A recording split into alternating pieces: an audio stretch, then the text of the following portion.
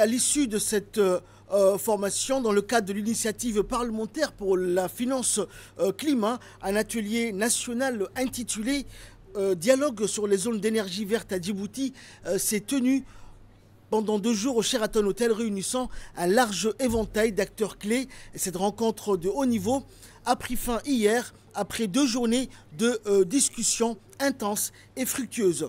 Organisée en collaboration avec le ministère de l'Environnement et du Développement durable, cet atelier a rassemblé des représentants du secteur public, des parlementaires, des opérateurs du secteur privé ainsi que les membres de la société civile. Ensemble, les participants ont échangé leurs expériences, identifié les défis majeurs et co-construit des pistes de solutions concrètes adaptées aux réalités régionales, nationales pour promouvoir le développement des zones d'énergie verte à Djibouti.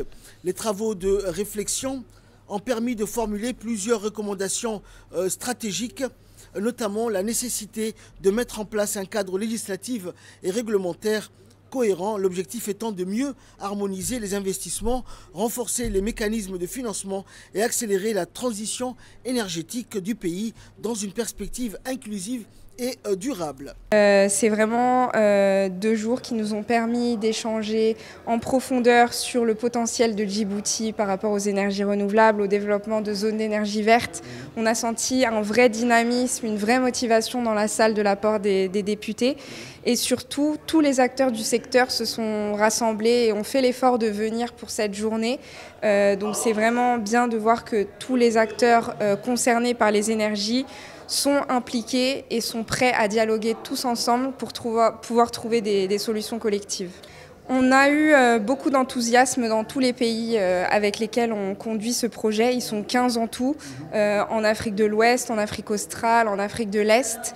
Donc on a vraiment une motivation et une dynamique en ce moment qui est très forte et on veut essayer de capitaliser là-dessus et de motiver au maximum les députés à prendre des actions dans leur Parlement parce que c'est bien de discuter et d'échanger, mais il faut aussi passer à l'action et c'est ce sur quoi on essaie de les accompagner.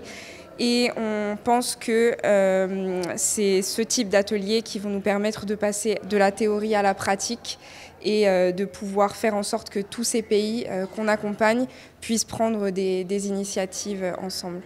L'idée, c'est que les financements qu'on a actuellement, ça serve à identifier des projets qu'ensuite on peut soumettre soit au Fonds vert pour le climat, qui nous finance actuellement pour ce projet, soit à d'autres bailleurs.